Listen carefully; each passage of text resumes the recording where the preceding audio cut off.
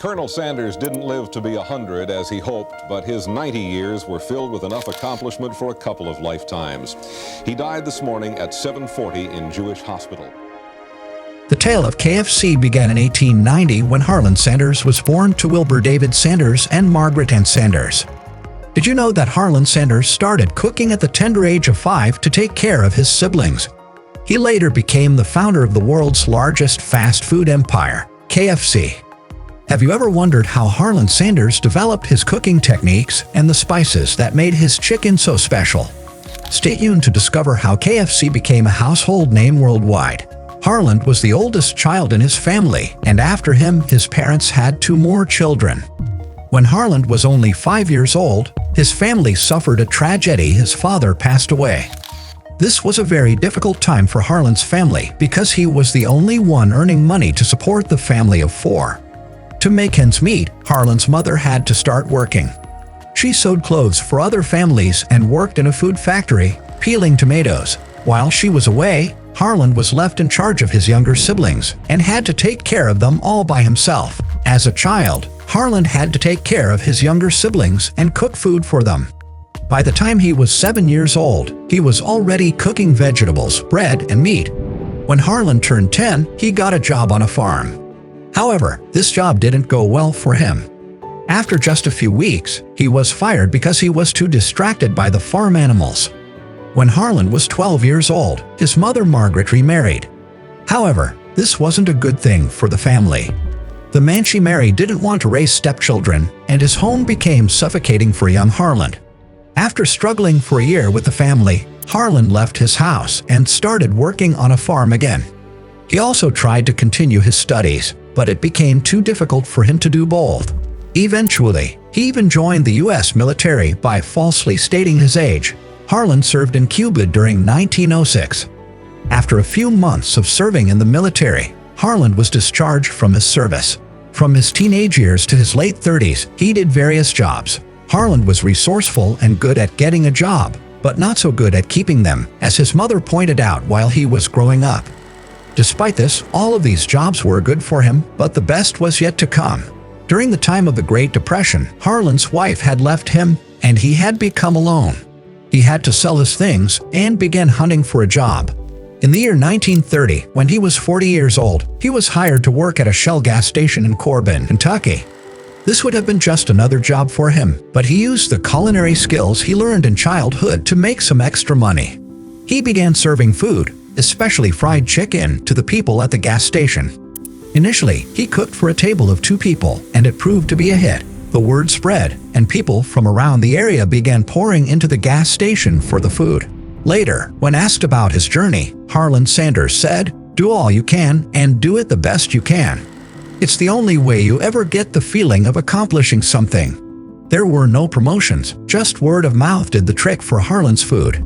It was such a big hit that they had to close the gas station and turn it into a full-fledged restaurant named Sanders Cafe. The business was going well, and everyone was enjoying this cafe and Harland's fried chicken. Because of the cafe, the town of Kentucky started seeing visitors from different states, and they were there to eat the fried chicken of Sanders Cafe. Anyone would have stopped at this, but not Harland.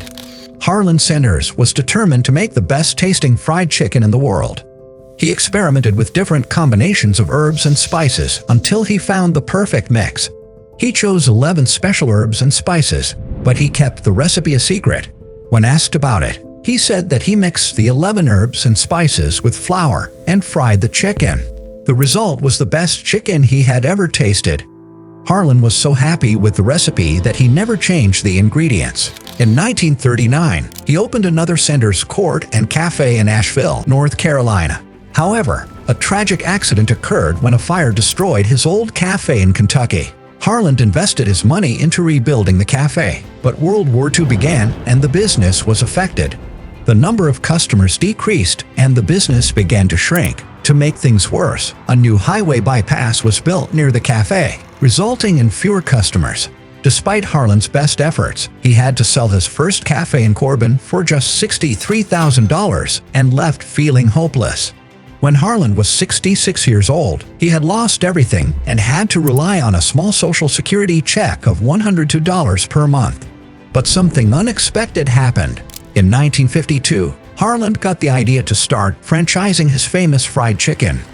With very little money, he began traveling door to door, selling his chicken to local restaurants. He would ask them to cook it for their employees, and if they liked it, he would make a deal with the restaurant.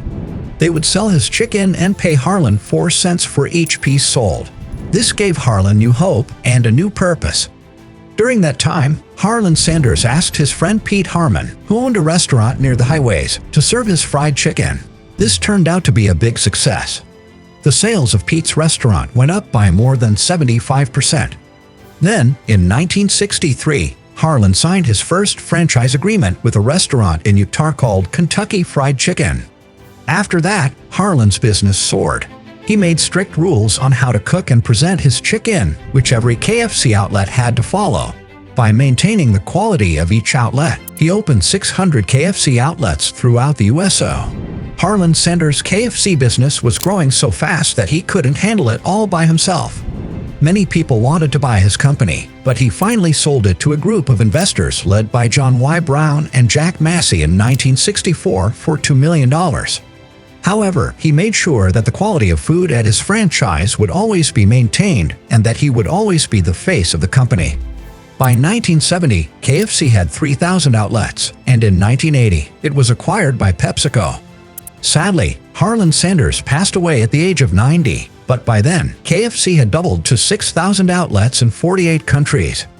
Today, KFC has 24,998 outlets all over the world, carrying not only the taste of Harland Sanders but also his legacy.